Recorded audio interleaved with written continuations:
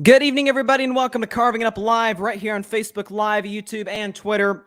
As always, I'm Bryson Carver, and this might as well be known as the breaking news show day because we got like two big stories. One that came in about 30 minutes ago, or 45 minutes ago, rather.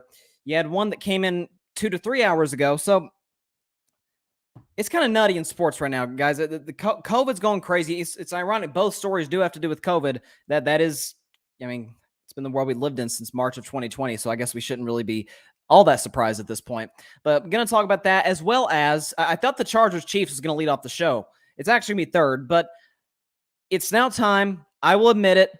The Chiefs are not only back, they are the favorites out in the AFC, and they're probably a top 3 to 4 team in the NFL, even with a loaded NFC, at least at the top. Going to talk about that, as well as the Chargers, kind of the second-guessing Monday morning quarterback. In this case, it's Friday morning quarterback, Friday evening quarterback in this situation with the LA Chargers with Brandon Staley, their outstanding young head coach, who I'm going to defend later on. At the end of the show, as we do every Friday, it is my Week 15 NFL predictions. There's 4 games that are not going to be on there because, COVID, but I got 11 games to predict, right? 11? 1, 2, 3. Yep, 11 games to predict. Everybody's had their bye. It's now the final stretch of the season. All 32 teams, crossing our fingers at this point with COVID going crazy, all 32 teams will play 4 games the rest of the regular season. So let's start with the breaking news that we got about 45 minutes ago, and we got it from Shams Charania of The Athletic. He first reported this. Quote, let me go and get the breaking news up here on the screen. There we go. Breaking news. According to Shams Charania, the Nets and Kyrie Irving have begun the process of him coming back to the team. Irving is ramping up, has begun COVID-19 testing, and his season debut date is still to be determined. It says Kyrie will play in road games and practice at home with the Brooklyn Nets. He is expected to practice with the team in the coming days. So basically what he's saying is Kyrie's going to be back, but as we thought it could be before the season started, he's playing in road games outside of at Golden State and at Toronto because their vaccine mandate is the same as Brooklyn's. And as well as the fact that you've got, obviously, of course, I don't know if the Knicks have that mandate or not. He can practice at home with the team. It's funny. I was actually going to talk about the Nets today on the show. It was going to be my third topic. But let's just go and put this out there. This hurts the Brooklyn Nets, and they are not going to the NBA Finals this year. I didn't think they would before the season started. I picked Milwaukee to go back to the finals and take on my Warriors. But Brooklyn's not going to the finals this year. Yes, I am very well aware. I watch the NBA. I'm very well aware of what Kevin Durant has done in the last 4 games. He has been outstanding. He's putting up like prime LeBron numbers. But KD is playing, he's playing like he's the best player in the league, right? Right now he's the Vegas favorite for MVP. Great. He's been outstanding. Nets have had some COVID issues. But even when James Harden comes back, the old James Harden, we ain't seen that guy. We don't have to see the guy from Houston, right? Because James Harden, in his role on this team, his role is not to score 30 to 35 points. He can. He's obviously proven that over the course of his career, but his role is to be the distributor. He's more the point guard than Kyrie was, or even KD. James is the distributor. From James, you want 20, 25, 30 on a great night, points from him, and 11 to 12 assists. Hey, he led the NBA in assists last year. And up until he suffered that injury that kept him out for a while, not the hamstring, but the other one, I can't remember what it was, that kept him out basically the remainder of the regular season, he might have been the front runner for MVP. And since he's come back, and especially since that hamstring injury in that first game, the first minute of the game 1 against the Bucks in the second round last year, he hasn't looked like the same guy. You're looking at a Nets roster that we talk about the Lakers being old, and I'm not second guessing this. I first guessed this back in July, August, whenever they made the offseason moves and acquisitions they did. The Nets kind of an old roster too. We're talking about, KD is great. Not disputing that, but you got Paul Millsap, he's getting up there. Patty Mills, who's made a good contribution to this team, he's getting up there in age. LaMarcus Aldridge, I thought his career was over. So the Nets aren't overly deep. You add to the fact that Steve Nash has been suspect in the playoffs as a head coach. Yes, they breezed through Boston. That wasn't, of course, they breezed through Boston. But then they played Milwaukee, and against a coach in Mike Budenholzer, who I show after show after show in the postseason last year, I ridiculed for his adjustments, or better put, lack thereof. And he outcoached Steve Nash in that series. Now, maybe experience is the best teacher, as they say. Maybe that will help Steve Nash in the playoffs. Now you got Kyrie coming back. Or at least half of Kyrie coming back. As I got a comment here from Barry. What a show we had yesterday. Sorry, Barry, that you are not going to get the show today that you got yesterday, because that was one of the better shows in the history of Carving Up. And all the credit goes to Barry and all the guys who joined. Alfred, John, Mike, and Ryan. Shout out to all of them. Barry says, what are your thoughts on the Kyrie Irving thing? What is the point of doing this now? The Nets look so weak, man, in my opinion. And that was my next point, is Kyrie Irving. Everybody has kind of been under the assumption like, well, if Kyrie gets his vaccine, or the Nets will be the best team in the league instantly. First of all, no, they won't. That's Golden State and Phoenix. And frankly, I trust Milwaukee more. But also, you add to the fact, even when Kyrie is healthy, was he not a distraction last year for the Nets? Over and over, skipping games randomly, not being able to stay healthy. Even when Kyrie's healthy, even if by some crazy chance he got vaccinated, he's a distraction. You don't know what you're getting from him emotionally. You don't know what you're getting from him on the court. You don't know if he'll even be at the court. You don't even know if he'll be at the arena. That's the risk that the Nets took in going out and getting Kyrie in 2019, along with getting Kevin Durant. Now, you could say, Durant maybe doesn't go to Brooklyn, and, unless they get Kyrie. Okay, that's fine. They wanted to play together. That was, no secret to anybody. But you got KD. KD and Harden, the whole Nets basketball team and organization made it pretty clear in training camp and then the first part of the season, we're getting a little sick of Kyrie's nonsense. And my thing was, you got an easy solution. Trade him. Trade him. Because you can't just be paying a guy sitting at home. Now, obviously, he's not making the full, I think, $37 million a year on average is what his contract is now. He was making something like $18 million to sit at home and be a voice for the voiceless, even though I didn't hear him talk while he was out. That's neither here nor there. But the Nets made it clear. We're getting kind of frustrated with him. They asked KD and Harden, did you talk to him? Have you talked to him recently? No, not really. No. Why didn't you trade him? There's a lot of teams. Listen, there's not a championship contending team that I think would trade for Kyrie Irving. But there's some teams that may. Hey, who's to say a team like, say, the Toronto Raptors? Of course, actually, no, Toronto can't. They got a vaccine mandate. My bad. But who's to say a team like, looking at the standings, I don't know. What if New Orleans, right? What if New Orleans took a shot? Or Sacramento, that's the one we've discussed the most. Who's to say some of those teams wouldn't say, let's kick the tires in the whole Kyrie Irving experiment. It sells tickets. At the very least, people are going to go to the arena to see Kyrie Irving play, and for good reason. He's out. He's unbelievable. You could get something for Kyrie. Absolutely. But they didn't. And Kyrie Irving's going to come back. He'll play road games. Outside of at Golden State, at Toronto. I think the Lakers now, I think LA, well, actually, it'd be the Lakers and the Clippers at this point, have a similar mandate.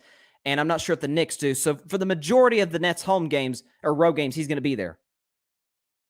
Yeah, what if you got an elimination game? And it's at the Barclays Center. And Kyrie's not there. Then what are you going to do? Because James Harden don't look like James Harden. You can say, well, Kevin Durant's playing the best basketball of his career. To me, KD's just continuing what he did in the playoffs, which was unstoppable basketball. We saw what he did, dropping 40, I think it was at 49 against the Bucks in that game 5 to take a 3-2 lead. And in the game 7, he dropped, or I think he had 50 in that game I don't know. He had 49, 50 points, and he had something close to that, 49 points in that Game 7, including the almost game winner, which would have advanced the Nets to the Eastern Conference Finals. KD's just continuing what he did. The problem is, the last time KD did this, they lost. So who's to say that won't happen again?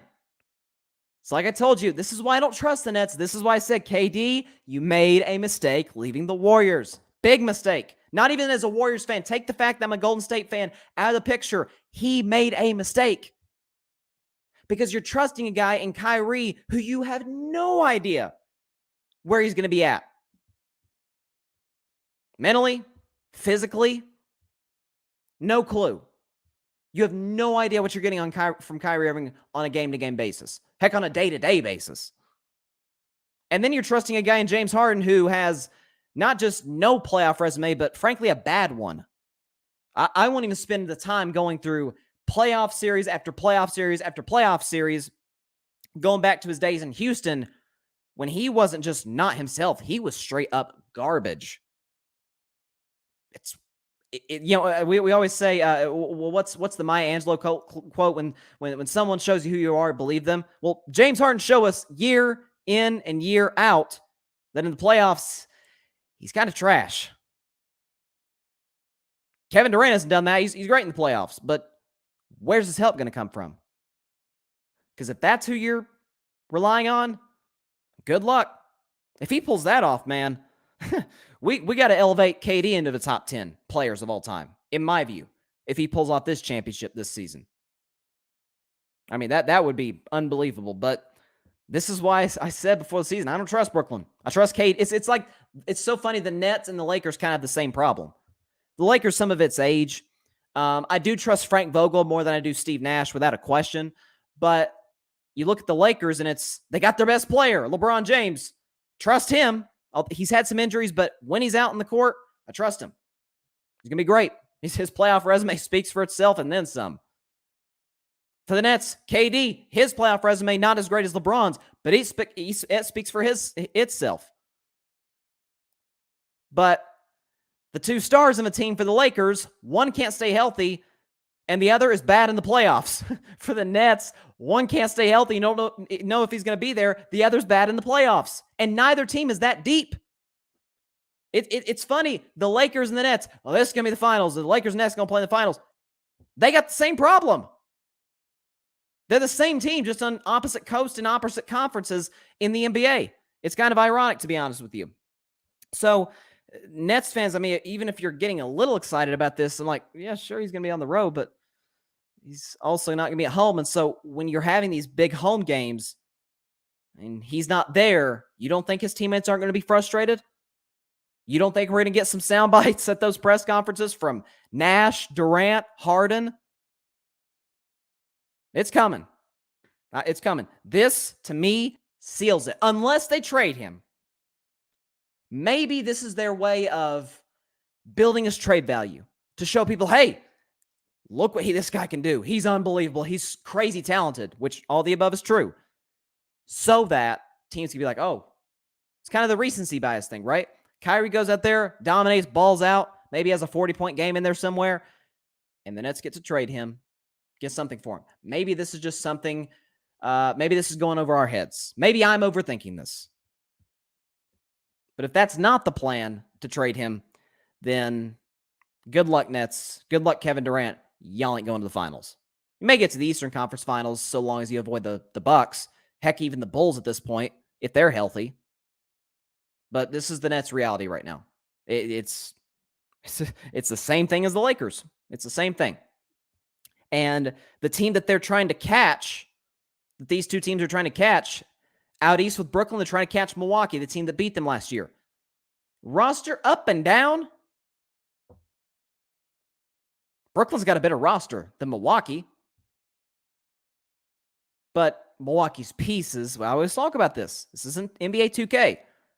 The pieces got to fit. And in Milwaukee, they do. I mean, look when they added Drew Holiday. Drew Holiday has never made an all-star game in his career. But he fit exactly what they needed. A guy who can score some points for you. But above all, we need you to lock down our number one, the other team's number one guard or number one wing. Because what happened to the Bucks the previous 2 years before? Kawhi Leonard dominated. They didn't have anybody to guard him.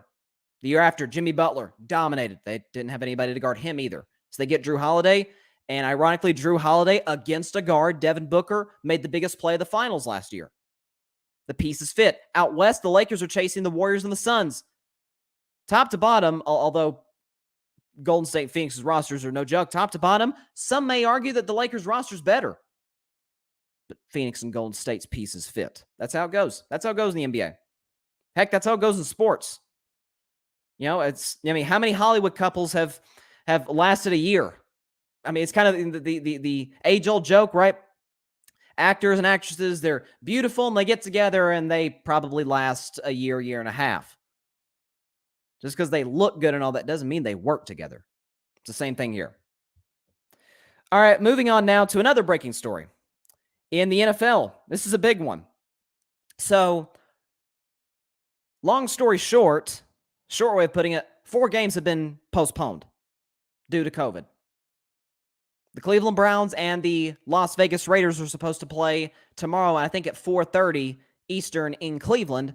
That game got postponed because the Browns have 20-plus COVID cases, including their quarterback, their starting quarterback, Baker Mayfield, their backup quarterback, in Case Keenum, Jadeveon Clowney got it, Jarvis Landry got it, Jedrick Wills got basically every impact player for the Browns outside of Myles Garrett got it. Heck, Myles Garrett may even be on the COVID list. I don't know. Browns are dealing with a complete COVID outbreak. And so they're like, okay, we got to postpone this. And so we got one NFL game tomorrow, Saturday night, and it's no joke. I'm going to predict that one later. You also had the Washington football team, the Philadelphia Eagles. I'm not 1,000% sure why that one was postponed. To my knowledge, sorry, my bad. Washington's got COVID cases. I blanked there. Washington's dealt with COVID issues. Taylor Heineke's got it. Kyle Allen's got it. So, I mean, they're dealing with some horrible COVID cases right now. So that game got postponed to Tuesday. Looking down the list as well, you got the Seahawks and the Rams, which got postponed because the Rams are dealing with a ton of COVID cases. So obviously Jalen Ramsey and Tyler Higbee, Odell got it. So they're dealing with an outbreak. So this is kind of starting to feel like last season. Remember when the Steelers and the Ravens were supposed to play? It was going to be the big game on Thanksgiving night at Heinz Field. And then all of a sudden, Baltimore's got all kinds of COVID problems, and they had to play on a Wednesday afternoon. Wednesday afternoon football. When we ever think we'd say that? But that's what happened. And so the NFL, to me, people are like, oh, the NFL made the right move. I'm like, no, the NFL made the obvious move. I mean, they didn't have a choice.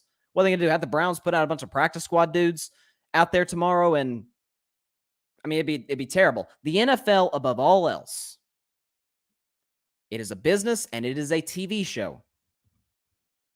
It's a business because they pull in, obviously, it's a business. And secondly, TV show, they want to be entertaining.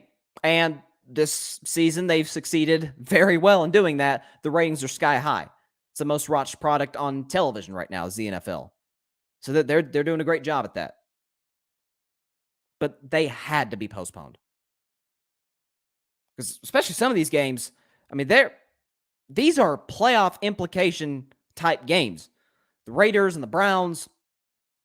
The Raiders are trying to kind of keep themselves barely afloat. I think their goose is cooked. Their ship has sunk. For the Browns, hey, they're very much in it, right? They're sitting there at the 8th spot. They'd be the first team out of the playoffs should the season end today. And then you look at the Seahawks and the Rams. I'm kind of out on Seattle in the long term this season. And then for the Rams, you're like, hey, they're coming off a huge Monday night win against the Cardinals. They still very much have a chance to win that NFC West. But they're dealing with COVID cases. You can't just put a bunch of backups out there against the Seattle Seahawks. And so you look down the list as well, Washington and Philadelphia. Listen, Washington is trying to get in. Philadelphia is trying to get in the playoffs. Like you gotta look at everything. I mean, when you're talking about an NFL that play games on, it was funny. Last year was the first season in NFL history in which they played at least one game every single day of the week. Obviously, they play on Sundays. The vast majority of the games are on Sunday. You got the Monday night games. But there was some games played on Tuesday. I'm trying to remember which one it was. I'm blanking. I can't remember. There was one game played on Tuesday last year. There was that Steelers-Ravens game I talked about. That was played on a Wednesday afternoon at like 2 o'clock or something, like just like right in the middle of the day. You had, obviously, Thursday night games. On Friday was Christmas, and the Saints and Vikings played. And then there was, of course, as there is toward the end of the year, every season after college football regular season's over, they play some Saturday evening games. So that was kind of what happened. And so in this case, I saw a tweet earlier by Field Yates of ESPN. He said 8 of the next 10 days are going to have an NFL game involved. So that's kind of the reality. We see, obviously, the new Omicron variant is spreading. The good news about Omicron is, by the studies in South, and again, don't listen to me. I'm not the doctor. I'm just going off the data. That's what I've tried to do. That's what my family's tried to do this whole pandemic, is go off what the scientists are saying. Well, the scientists in South Africa, where this variant came from, they said that Omicron spreads way easier than Delta, the Delta variant. But the good news is it's not even close to as dangerous. It doesn't give you near the symptoms. So that's good. And you heard the league. I know Jerry Jones talked about this today in his radio interviews, which drive me crazy. But Jerry Jones was talking about today, and it's kind of been talked about around the league, is possibly maybe that they decide to, if Omicron continues to spread the way it's been, which it's been going crazy right now, maybe they say, okay, the only guys we're going to test is the unvaccinated guys because they're more likely to have symptoms. As far as vaccinated guys, we won't test them unless they do have symptoms. I don't know how that would work. I would just kind of sit back and see how it plays out and what the NFL does decide to do when it's all said and done. But this is going to be a very interesting story moving forward. We thought that maybe we knew COVID would still be a part of the NFL because we are still in the pandemic, but we didn't think it'd be even near the problem that it was last year. Obviously, you had limited fans in the stands. We didn't have a vaccine quite yet. You had, guys testing positive like crazy because of that. So, this season we're like, hey, full stadiums, and if we're being real about it, if we're keeping it real and being honest, probably let our guard down a little bit. We'll probably let our guard down a little bit. And that's the reality of it. So this just all goes back to do whatever you can.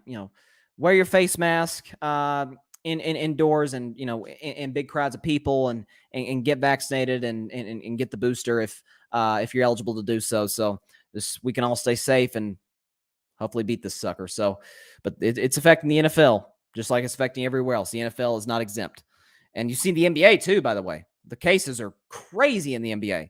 The Bulls had to postpone a couple games, and the Kings are dealing with their issue. Alvin Gentry, their interim head coach, tested positive. I think Davion Mitchell, their really good rookie, he just tested positive. So, or at least he's in the protocols. So it's spreading like crazy right now. Russell Westbrook was in the protocols yesterday. They took him out today. I guess he tested negative on some multiple tests. So this is kind of the way it is. The people talking about, postpone or like stop the season. I'm like, they're not going to stop the season. They played last year when there was no vaccine, when there were limited fans of they played. They postponed some games if need be, if there was any outbreaks, but they still played. And so, no, they're not going to go in a bubble. They're not going to stop the season unless it just got, just stupid. So that's where the NBA and the NFL and sports in general is at. So I do not envy, listen, I criticize commissioners, Goodell chief among them, just for lack of consistency. That's kind of my number one thing with Goodell. I think he's a good commissioner. I do. But the lack of consistency, and there's some reports as far as lawsuits that's been filed against the NFL that have been troubling at the very least. But I do not envy being Rob Manfred, Roger Goodell, Adam Silver, or any of the commissioners in the world of professional sports. So they got some tough decisions to make. They got a lot of people they need to talk to, and it will be a major, major, major story going through the rest of the season without a question. So I'll be interested to see how that turns out. All right, the story I thought I was going to leave my show off with yesterday: the Kansas City Chiefs, the Los Angeles Chargers. Sorry, my voice cracked there a little bit, but that was a game in which the winner would be in first place in a crowded AFC West. And it did not disappoint. I think Troy Aikman talked about this during the game. We often see games that are hyped up, and you got this championship contending team against this championship contending team, and you got two great teams in the division. I think the Chargers are a great team. They just made some mistakes yesterday that I'll get to. But you got two teams that are vying for playoff positioning, and it did not disappoint in the slightest. It's in Los Angeles, California at that, in beautiful SoFi Stadium, which will host Super Bowl 56 this season. And both teams are hoping to possibly get there, Kansas City more so than the Chargers. And Kansas City came out of it with a 34-28 walk-off overtime win. Mahomes hit Kelsey. Kelsey scored. Kelsey was excited. The Chiefs were excited, of course. Andy Reid said after the game, if I could jump, I would have jumped. So it was a huge win for Kansas City, and I'll start with them first. I've been kind of iffy on Kansas City all season long. You guys know that. There was a point this season when they were 3-4 when I said, heck, I don't even know if they're a good team. They're kind of average. They couldn't score offensively, defensively. They couldn't stop anybody. It was average, might have been nice, at least at that point. Well, they haven't lost since. We can't completely discount 7 straight wins. And it ain't like Kansas City's beating a bunch of bums in this 7-game winning streak. I mean, since that blowout 27-3 loss to the Titans, yeah, they beat the Giants and they beat the Packers, who didn't have Aaron Rodgers. But they went on the road against a Raiders team that was hot at the time. They go on the road and beat the Raiders. They beat the Dallas Cowboys, holding that explosive offense to only 9. They beat a good Denver Broncos team. They blow out a good Denver Broncos team at home. They beat the Raiders last week badly. And then they go on the road to LA against a division rival that beat them in their building earlier this season. And they come in and executed better than the Chargers did. And so I've said for the last couple of weeks, you can say I've flip-flopped. I'm like, hey, I'm just going off of, it's just like with COVID. I'm just going off what the latest data gives me. And what the latest data gave me for the last couple of weeks is, I hate to say it, but the Patriots are the best team in the AFC. And the Patriots themselves are looking to extend their winning streak to, 8 straight games if they win tomorrow at Indianapolis. In a game that I will predict later in the show, of course, with the other games to predict. I'm saying, look, their offense is suspect. Their quarterback is that and then some, as I said back in March. But Belichick's doing an unbelievable job. He's probably coach of the year. You're looking at a team that can run the football with Ramondre Stevenson and Damian Harris, who's out tomorrow, by the way. That's something to keep your eye on. They've got a good offensive line. Defensively, Matthew Judon's been a beast. Dante Hightower's turned back the clock. You got guys like Kyle Van Noy who are making a big impact. Devin McCourty turning back the clock himself. Then you got J.C. Jackson picking off passes, it seems like, every game. Like, the Patriots are kind of firing on all cylinders. But even then, I said, if it's Patriots, Kansas City, I don't care if it's in Foxborough, if it's in Arrowhead, if it's, I don't know, Africa, I don't care where the game is at. I'm taking Kansas City. Because my thing, and this is why the Chiefs ahead of the Patriots now, not just in the standings, which they are for the moment, but just in general. The Patriots have a better defense than Kansas City. But Kansas City is no joke. I mean, they hung in there fairly well against a very good Chargers team and a, let's just call him what he is, a great quarterback in Justin Herbert. They hung in there. They gave up that drive, obviously, that made it 28-21 before the Chiefs went back and tied it and sent it to overtime. But that last drive when the Chargers had a chance to possibly do something after Mahomes led the Chiefs, defense got to stop. Without Chris Jones, without their best defensive player, a guy who was just terrorizing quarterbacks and terrorizing running backs in the run game. And so while Kansas City's defense is not New England's defense, it is no joke, which is crazy to say after the way they started this season. But Steve Spagnuolo, he's gotten his group back together, defensive coordinator, obviously. He's done an excellent job. And all of a sudden, we've got something here. Head coach, you can say Belichick's better than Andy Reid. Okay. But who's the two things? Number one, who's the number one coach who has given Belichick the most problems in the regular season and in the playoffs? It is Andy Reid. I mean, anytime these two teams play, it's neck and neck. Andy Reid's offenses, doesn't matter if it's Patrick Mahomes, if it's Alex Smith, if it's Donovan McNabb back in Philadelphia, he's going to score points on Belichick's vaunted defense, which he always has. And number two, I'm a big Andy Reid fan. If you want to say Belichick's better, fine. There's not a huge gap between he and Andy Reid. There's not. Matter of fact, guys like Andy Reid and Mike Tomlin and guys like that, I could put them in that same group of the elite coaches with Bill Belichick. So when you look at also the fact that for Kansas City, their defense is great, their head coach is great, and here's where it separates. Offense for New England is our biggest concern. Offense for Kansas City is what we think is going to get them to the promised land. And that's what separates them. Chief among them, the quarterback position. And if it's a game in two teams that are neck and neck, two coaches that have played each other close for years, if it comes down to the quarterback position, it's over.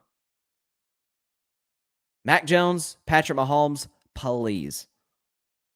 Patrick Mahomes by a country mile. By a lap around Arrowhead. That's how it goes. That's what's going to separate them. John agrees. He says KC over New England for me. I totally agree with you, John, because at the end of the day, these two teams are neck and neck. I don't know if they do play in the playoffs, which, hey, very well could happen. It could happen in the AFC Championship game. But if these two teams match up, now Kansas City can't run the ball. That's really the only concern I have about the Chiefs is they're not a great running team. But when you got Patrick Mahomes, you got Tyreek Hill, who makes some big plays yesterday, looked more like himself, and then Travis Kelce, who had arguably the best game of his career last night. Yeah, what do you have? 191 yards, I think it was. 191 yards on how many catches? 10 catches, $191, a couple touchdowns, including the game winner. I mean, that'll work. Now, he's not going to give you 200 yards basically every game, but he's always going to be there. He's always a nightmare to cover. And then defensively, they can give any offense in the league problems. So they can absolutely give New England's offense big problems. So Kansas City, to me, is the best team in the AFC. And to me, they're kind of in that top 3-4 teams in the NFL. I think Tampa Bay is the best team in the NFL, probably followed by Green Bay at second. But when you look at after that, you got Arizona. Well, Arizona's just lost DeAndre Hopkins. That's a big one. Could he be back for the playoffs? Maybe, depending on how far the Cardinals go. And then the Rams are playing really well right now, but do we know what we're getting from Stafford to the playoffs? He's never won a playoff game. Mahomes has won, I think, five. Actually, I think he's won more than that. 1, 2, 3, 4, 6. He's won 6 playoff games. You look at the Cowboys, Dak, who's going to get out of this slump. I'll predict the Cowboys later in the show. You look at the defense, which is balling right now, led by the Defensive Player of the Year, Micah Parsons. And guys like Gallimore and Lawrence and Gregory on that defensive line, like the Cowboys are a problem. Chiefs are right in that group, kind of with Dallas, the Rams, and the Cardinals. They're right there, if not at the top of that group. Like, I can make an argument the Chiefs are the third best team in the NFL behind Green Bay and behind Tampa Bay. I think they are. Now, to the Chargers side of things, and that was a tough loss. I kind of felt bad for Chargers fans today. And above all, and I wanted to kind of put this out there if I can, prayers up to Donald Parham Jr., who suffered what was I got to be honest with you guys, this is not hyperbole. This is from the heart. That was one of the more scary injuries that I've ever seen. That was one of the most scary injuries I've ever seen on a football field, because it's a 4th and goal and a play that would come back to really bite the Chargers, but it was a 4th and goal. Herbert throws the pass. Parham tries to make the catch. He drops it and he comes down and he's just not moving. His hands are in the same spot, and his face said it all. I mean, it was scary. They had to take his face mask off. It was terrifying. We got some good news today, though. Thank God. From Adam Schefter. See if I can pull up the tweet real quick. Adam Schefter on the health of Donald Parham Jr. All right, here you go.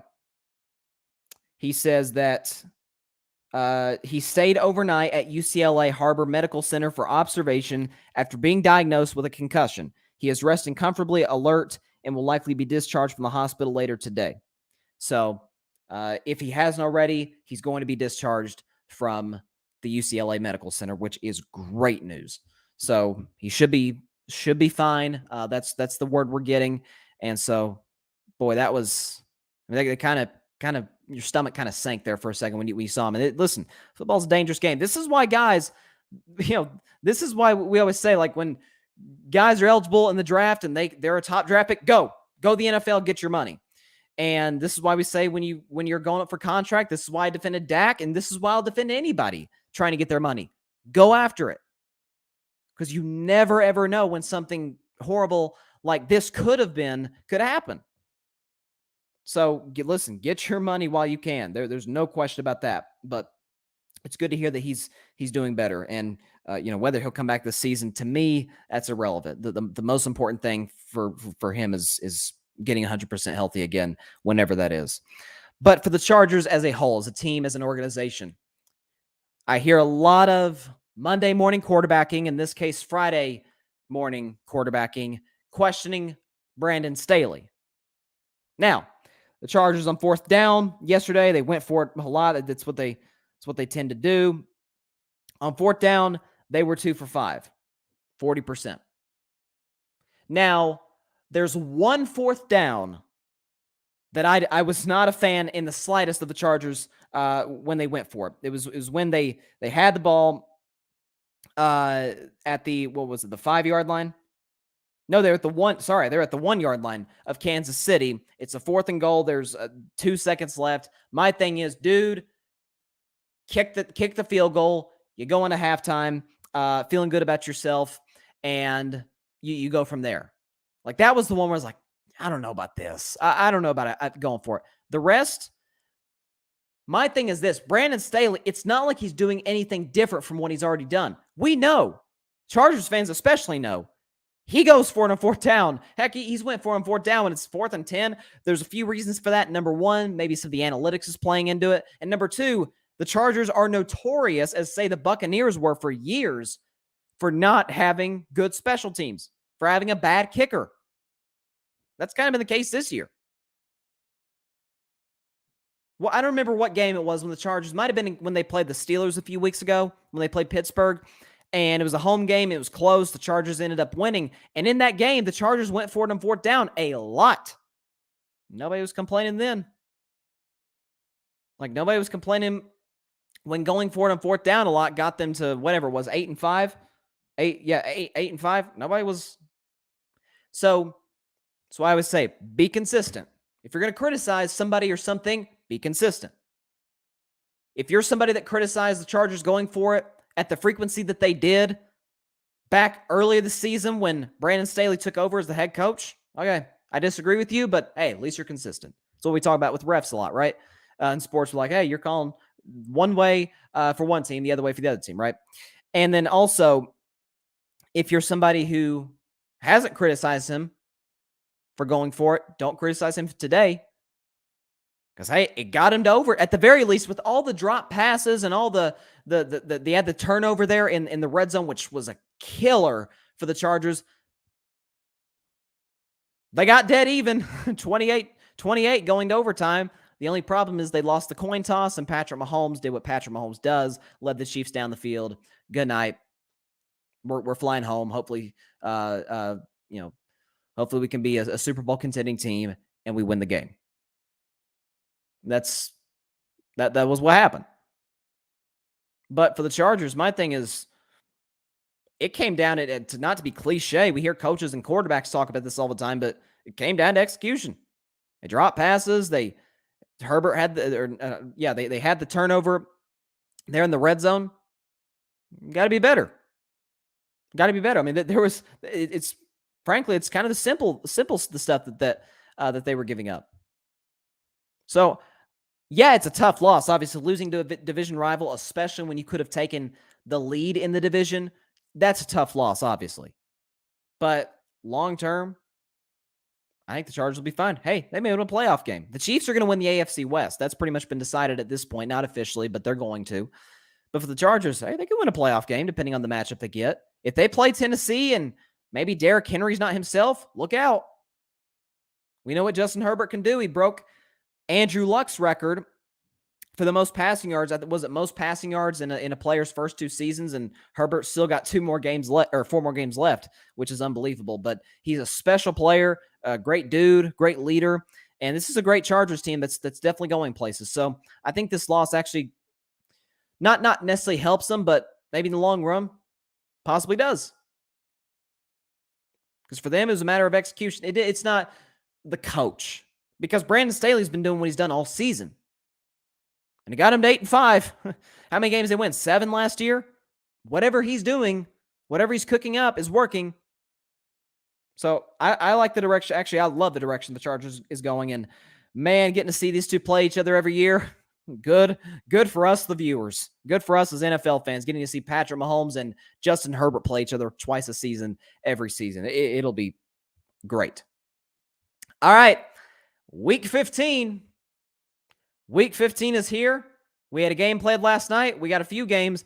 We got 4 games total that are going to be played on Monday and Tuesday combined. But we do have 11 games that are going to be played. Is it 11? I keep 10, 11 games, respectively, that are going to be played on Sunday. It'll be fun without a doubt. And we got some good ones. Again, all the games from here, except for one, has all kinds of playoff implications. So starting with a game tomorrow night, let's get the music going. We got the New England Patriots, who some still argue today are the best team in the AFC, taking on the Indianapolis Colts, a team that I have bought into completely. The Colts are sitting there at 7-6. Patriots are sitting there at 9-4, trying to get win number 8 in a row and win number 10 overall. In this game, the Colts at home are favored -2.5. The game will kick off at about 15 minutes after 8 o'clock Eastern time. To me, there's all kinds of stuff to get into here. But the Patriots got a big loss today. Damian Harris is out. The good news for New England is they do have Ramondre Stevenson. This can possibly be a breakout game for Stevenson. I liked what he did in the preseason in August. I liked what he did, or what he's done to this point this season, going into Week 15, going into the last month of the season. He's been great. The Patriots' offensive line is great. The receiving core, not so much. The defense, no joke. And what do we know about Bill Belichick? What is his reputation? He's going to take away your best player. Certainly offensively. And the best player for the Colts offensively is, without a doubt, Jonathan Taylor, who right now, with Derrick Henry out, is the best running back in football. You got this Colts offensive line that's no joke. We knew that. You got Carson Wentz, who's had a rebirth in Indianapolis, which we thought he possibly could. You got receivers like Pittman and T.Y. Hilton and guys like that who can make plays. So, to me, this is a close game. But what it comes down to is the Patriots don't trust their quarterback. They don't. And I'm not even guaranteeing that the Colts are going to run the ball very effectively. But the Colts defense also is no joke. You look at Darius Leonard, who's, in my view, the best linebacker in football. No disrespect to Fred Warner or Bobby Wagner, but this guy is a monster since he came into the league in 2018. He's the best linebacker in the league, in my opinion. He's all over the place, forcing fumbles. I mean, I wouldn't be surprised if he forces a Ramondre Stevenson fumble tomorrow night.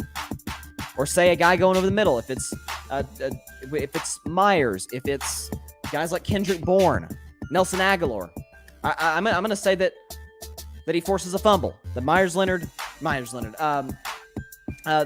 Darius Leonard forces a fumble tomorrow night. He's going to do it, and it's going to come down to the fact that the Patriots don't trust Mac Jones. He threw 3 passes last game, come on. And the Colts do trust Carson Wentz. They've shown that as of late. So I'm going to take the Colts to win this game and win this game 27-20. I think it's close. I think it's a wild game down to the wire, but I'm going to take the Colts to win 27-20. Let's go to the next game. Let's go to Sunday. Got the Carolina Panthers, who are just kind of in shambles right now, taking on the Buffalo Bills on the road. The Bills are big favorites at home, -12.5. Now, my rule is I've got it if I were a bet man later.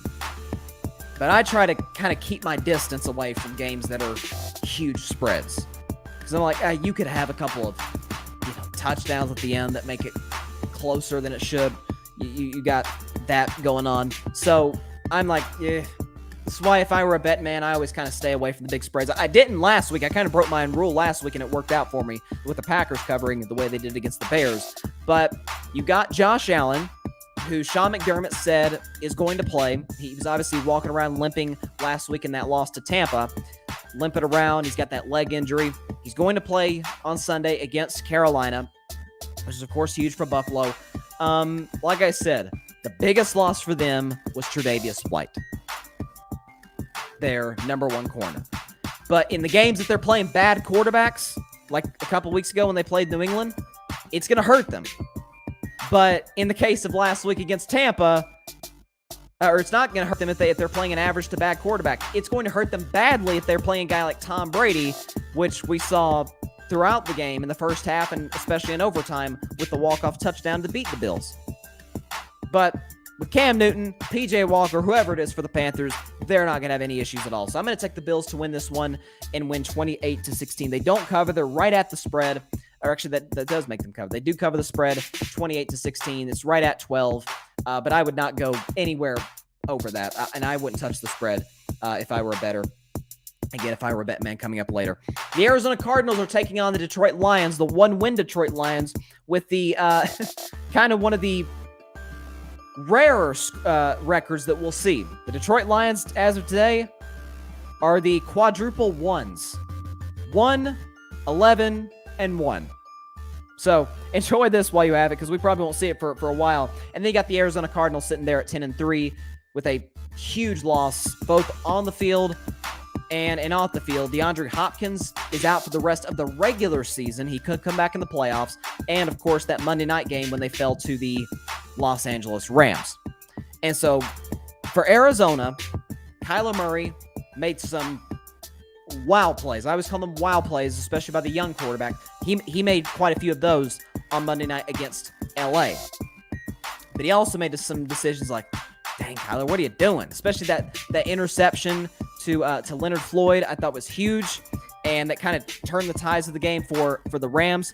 But I think on Sunday, going against a bad Lions team, it's on the road. The spread for this game is Cardinals minus 13.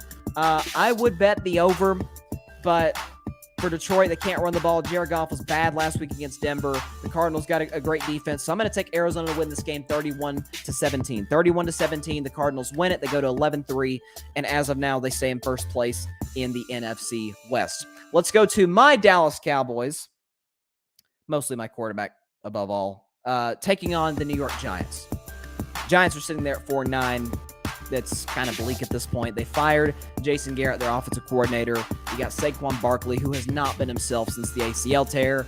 You've got Daniel Jones, who's been horrible. I don't even know if he's going to play on Sunday. And then you got Joe Judge, who might be in the hot seat. I would give Joe Judge another go, but I would understand if they fired him as well. And David Gettleman, their general manager, is absolutely going to get fired this offseason, and they're going to be in the running for a new quarterback. So they're at home. I don't think it's going to matter. And Vegas doesn't think it's going to matter much either, because Dallas is favored minus 10.5. It's a week of big spreads. For the Cowboys, we know about their defense. The last month, outside of the Raiders game, they've been outstanding.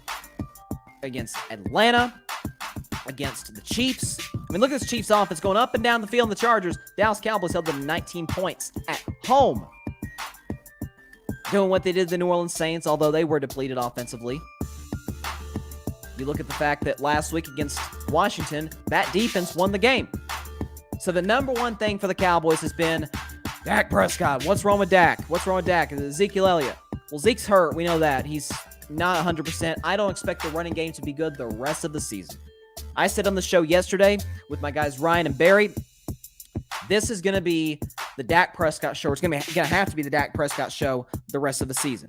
You're going to see a lot of games, I don't think Sunday, but a lot of games the remainder of the year and in the playoffs that are going to look like week 1 against the Bucs. Remember when he went 42 for 58, threw for over 400 yards, played great. You're going to have to see that from Dak in order for the Cowboys to be successful on the offensive side of the football. So I think Sunday, Dak is going to be out of the slump. Monday, we're going to be talking about, are the Cowboys the favorites in the NFC? You watch. Monday, on all these talk shows on TV and on radio and on podcasts like this, people are going to be discussing, hey, are the Cowboys the favorites to get out of the NFC? Why? Well, their defense is going to do what it's done all year.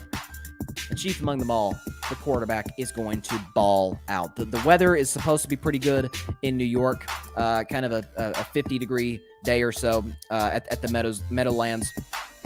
48, 50 degrees high. So the weather's going to be good. The Cowboys, Dak Prescott, he's going to do his thing. I got my Dak hat because he's going to do his thing. Cowboys win this game and cover easily 34-14. I got 14 for the Giants because their offense is atrocious and the Cowboys' defense is unbelievable. I say Trayvon Diggs gets a pick. And then offensively, Dak's going to throw for 3 touchdowns. 3 touchdown passes by Dak Prescott to CeeDee Lamb. And maybe, let's say 2 to Michael Gallup. 2 to Michael Gallup and 1 to CeeDee Lamb to get the Cowboys offense back on track. It's like as Dak said in his press conference yesterday, his press availability to the media yesterday. He said, I love this. I love the doubt. And that's the kind of quarterback I want leading this team. Let's go to the New York Jets taking on the Miami Dolphins. The Jets are garbage as usual, and the Miami Dolphins are on a 5-game winning streak. And all of a sudden, their playoff hopes are slim with 4 games to go, but not dead. They're 6-7. Tua's playing well. The defense has been good. The spread for this game is Miami minus 9.5. I think the cover and then some. The Jets' defense is bad. The Jets' team is bad. Zach Wilson is going to give you a ton of opportunities if you're Miami. I think the Dolphins win this one big. 30-18. I almost went with this one in the if I were a betting man category, but I decided not to. But this is a Miami team that is clicking at the right time. And if they keep this winning streak alive, they'll be 10-7. Now, they got to play, I believe, New England down the road in week 18. So that'll be a huge challenge. But this is a game that the Dolphins are going to take care of business. They're going to win their 6th straight, 30-10, and get to 500 at 7-7. And all of a sudden, we'll be talking about, hey, can Miami get in the playoffs? And is Tua the guy for the future? Has he proven he can be a franchise quarterback? Well, thus far, the last 5 games, yes. And they're coming off a bye. All the more reasons like the Dolphins. Let's go to a really interesting one. This one took me a second. You got the Tennessee Titans going on the road to Heinz Field in Pittsburgh to take on the Steelers. In this game, Pittsburgh, it's that close as far as the spread. This is the one game that doesn't have a big spread. They got Pittsburgh -1. So they're almost dead even. For Tennessee, it comes down to this. Derrick Henry's not back yet. And Ryan Tannehill, although he looked good last week, guys, it's Jacksonville. Urban Meyer was still the head coach. Of course he looked good. But the chemistry between he and A.J. Brown and Julio has been... The running game has obviously, since Derrick Henry went out, been awful. I don't know why they released Adrian Peterson. That's unknown to me. He's been good with the Seahawks. But that's the reality for the Tennessee Titans. Is without Derrick Henry, without the best player on your entire team, you're simply not the same. I mean, Derrick Henry has the impact on the Titans that quarterbacks have to their teams. He's that important, and which is amazing in 2021. As for the Steelers, what are we going to get from Pittsburgh? Because the last couple of games, they fall into these big holes. Actually, the last, 3 games. They fall in a big hole against Cincinnati. They never recover. They get destroyed 41-10. They fall in a big hole against the Baltimore Ravens. They come back and win by a point. And then last Thursday night against the Minnesota Vikings, they're down 29-0. And they were a play away from sending the game to overtime. So it does speak to the Steelers' resilience instilled in them by Mike Tomlin. That's what he does. He's a disciplinarian.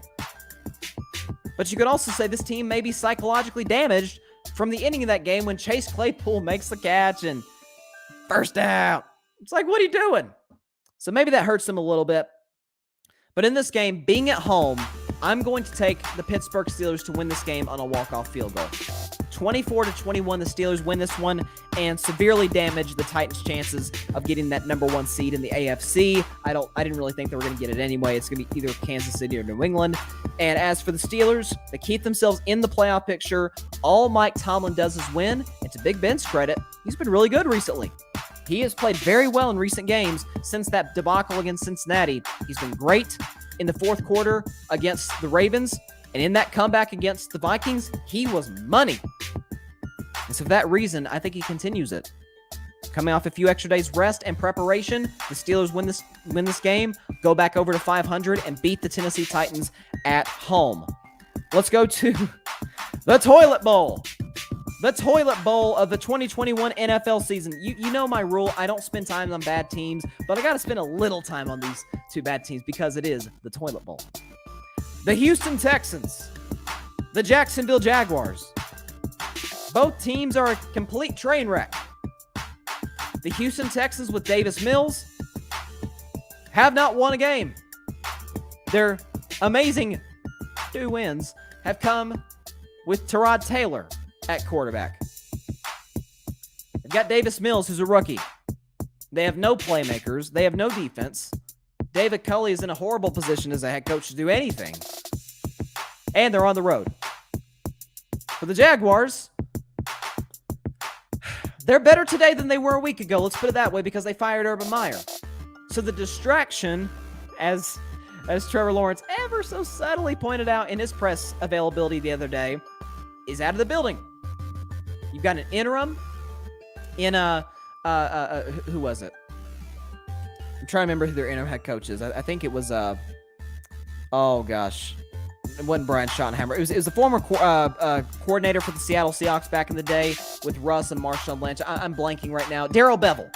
Darrell Bevell is their interim head coach. Trevor Lawrence, who's been playing horribly the last few weeks, the distraction's out of the building. We ain't got a coach who's kicking kickers and calling us assistant coaches losers. He's out of the building. And what's funny is the Vegas spread for the Jaguars. the Vegas spread went up in favor of the Jaguars when they fired their head coach. It is almost always the opposite anytime that happens, because usually when a head coach is fired, it kind of damages the psyche of the team. In this case, they probably threw a party. The Jaguars are favored -5. I think they cover. I think they win this game 23-13 because the Texans have nothing. The Jaguars ain't got much more than that. But Trevor Lawrence plays well. He's efficient. The defense does their job against a bad Houston offense. And with Darrell Bevell and not Urban Meyer on the sideline, Jaguars win this game, and they win one more game than I thought they would. Their third of 2021. Let's go back to the good teams now. You got the Cincinnati Bengals taking on the Denver Broncos in what is a huge game at the Mile High. The Broncos in this game are favored -3, so it is a pick'em according to Vegas. Both teams are 7-6. The Bengals are coming off a heartbreaking loss last week against the San Francisco 49ers at home. As for the Denver Broncos, they took care of business. They dominated the Detroit Lions, which they should have. They've got skilled playmakers, and a big loss for Cincinnati. Chidobe Awuzie, former Cowboy, who's been really good in Kansas City, he's out. He's out with an injury, and so the Chiefs aren't going to have one of the guys been one of the better corners in the league this season. And with Denver's skill position guys, Cortland Sutton, Tim Patrick, that's going to be a problem. But I trust Joe Burrow. I think for the second straight week, this game for the Bengals goes to overtime, and this time around, they get the better end of it, and they win this game 28-22. It goes to OT. I think it's actually going to take a comeback by the Bengals to get back in this game. If it's the other way around, to me, if Cincinnati builds a lead, it's over, because I don't trust Teddy Bridgewater to bring me back from a double-digit deficit, a 2-score deficit. I do trust Joe Burrow to do that, and I think he's going to do that. Denver gets off to a hot start. They're at home. They know the significance of this game, and Cincinnati starts to get comfortable. Joe Burrow does his job, and they get the game to overtime. Joe Mixon will run the ball well as well, and the Bengals will win this game 28-22 and keep their playoff hopes very much alive at 8-6. The Broncos will be close to out of the mix at 7-7. Let's go to the Atlanta Falcons and the San Francisco 49ers. Atlanta and San Francisco, the game, 49ers are favored -9.5, which I think is absurd. Because in the case Ironically, for the San Francisco 49ers, they would probably rather this game be in Atlanta, to be honest with you, than in San Francisco, because at home, the Niners are 2-4. They're 2 games under 500 at home. Now, the good news for them is that Jimmy Garoppolo is playing like 2019 Jimmy Garoppolo. The same guy that got them to the Super Bowl just 2 years ago. They've run the ball effectively. Defensively, they get stops when they absolutely have to. That defensive line is no joke. And that, to me, is the difference, is the defensive line against not a good Atlanta offensive line. Matt Ryan's going to be under pressure. I think this is going to be your typical December football score. The 49ers do not cover. 9.5, it to me is ridiculous. But the Niners do win this game by 7, by a touchdown, 23-16. 23-16, the 49ers win it. And they're able to get their record to 8-6 and keep doing what they're doing in the NFC wildcard mix. Let's go to my weekly segment. You know what time it is. What are I betting at? If I were a betting man, I'm looking at the Green Bay Packers taking on the Baltimore Ravens. And for Baltimore, they have no idea if Lamar Jackson is going to play. As a matter of fact, there's probably a better chance today that he's not going to play because of that ankle injury. He has ankle turn against the Browns on Sunday. To Tyler Huntley's credit, he came in and did a good job. But for the Ravens, if Lamar's not out there, that's a killer. And this game is minus 6.5 in favor of the Packers. And this game in Baltimore, you think, oh boy, December, Baltimore, it's going to be cold. It's going to be... The conditions are actually going to be kind of perfect. It's going to be perfect football weather, especially for December in Baltimore. The highs are going to be about 55 degrees or so. It's going to drop, obviously, as the night continues, as it starts to get dark as the game progresses. But no chance of rain. It's going to be kind of sunny at the start of the game at kickoff. To me, the Packers absolutely cover the spread and win this game 31-21, regardless if my man Lamar Jackson plays, because if he does play, he's going to be limited. And a guy whose number one threat is his escapability and his ability to run the football. If you kind of take that away with an ankle injury, that's not good, and he's not going to be able to move well in the pocket. So, and if Tyler Huntley starts, I think he'll do a decent job. It's a Packers defense I don't trust at this point. They looked horrible against a bad Bears offense at home. So on the road against Baltimore, I think they struggle a little bit, but Aaron Rodgers, Devontae Adams, they do their thing. They win this game 31-21. If I were a betting man, I'd take the Packers minus 6.5. Absolutely. Let's go to the New Orleans Saints, the last game, the Sunday Night Football game. The New Orleans Saints going on to take on the team that for the better part of the last 4 games that these teams have played against each other, the team that they own, the defending Super Bowl champion, Tampa Bay Buccaneers. 3 of the last 4 games have went to the Saints, and pretty much emphatically went to the Saints. Of course, week 1 last year, Tom Brady's first game as a Buc. The Saints won that game by double digits.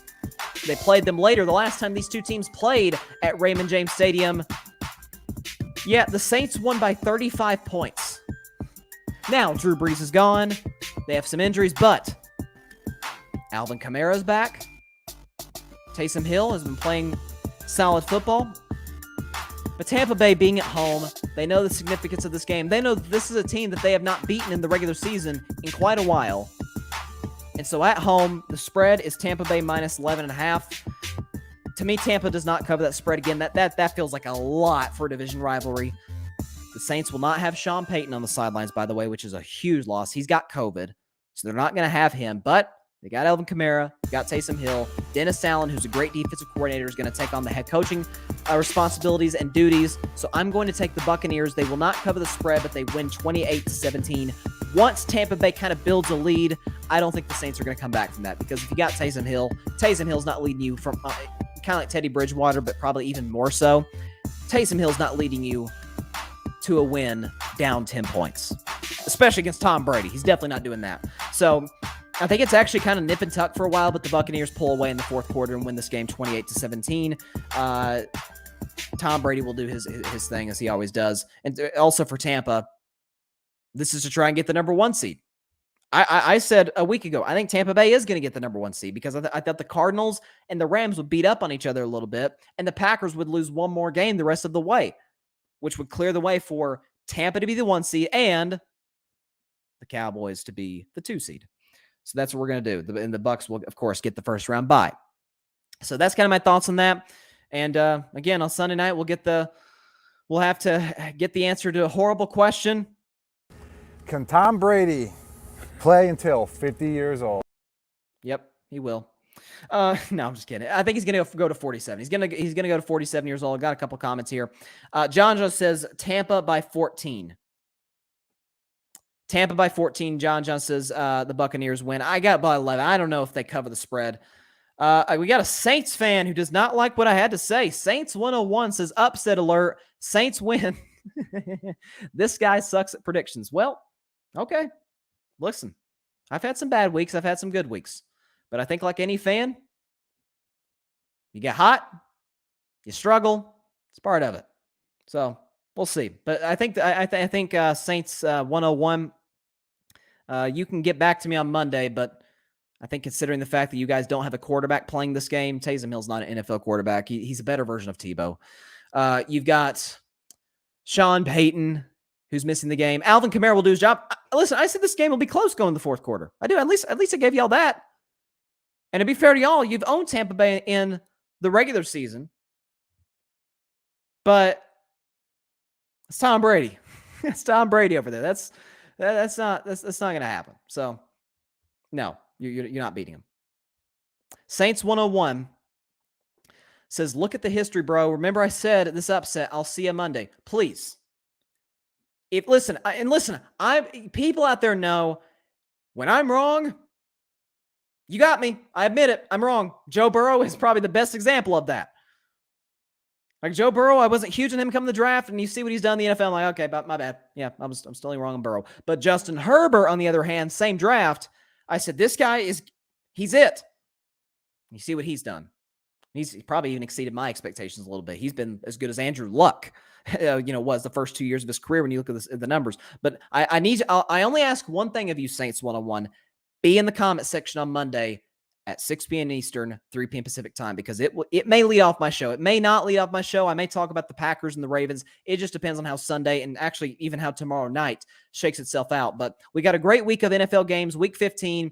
But Saints 101, I need you to be in the comments to either gloat, because if I'm wrong, you have every right. But if I'm right, I need you to be in here so I can tell you I was right. But with that is all the time we have for today's show. Hope everybody has. Oh, hold on. We got one more comment. Then we can go. 1-3 versus the Saints defense. Tom Brady has thrown 11 picks to this Saints. My defense just got back Marcus Davenport. That's a big one. And Cam Jordan. I'll be here. Just sub to your channel. Haha. All love football talk. Absolutely. And that's what makes football fun, man. We got the trash talk. It's a division rivalry. And that's why part of the reason I think it'll be close. These two teams are very familiar with one another, the Saints and the Bucs. And to your credit, the Saints have had their number. But I just think that the talent disparity, the coaching disparity, it's with Sean Payton out. I mean, I'm going to take Bruce Arians. Saints 101 says, bro, I see you're a Cowboys fan. Don't do me like that. Listen, I'm not really a Cowboys fan, more of a Dak fan, but I wear the Cowboys shirt just because I support Dak. See you Monday, bro. See you Monday. And I hope I see everybody else out there on Monday at 6 p.m. Eastern, 3 p.m. Pacific time, right where you're watching right now, on Facebook Live, on YouTube, and on Twitter. If you're listening to the Carving Up podcast, we appreciate that as well. You've been listening on Spotify, iHeartRadio, Google Podcasts, and Anchor. I doubt the show today topped yesterday. Matter of fact, I know it didn't, because yesterday was awesome. If you didn't watch yesterday's show, get off this stream right now and watch it, or listen to it, whatever you want to do. But you got to check it out. It was amazing, the people we had on there. So have a great weekend, guys. Stay safe. Please stay safe. Enjoy some football. See y'all on Monday. God bless you all. Peace out.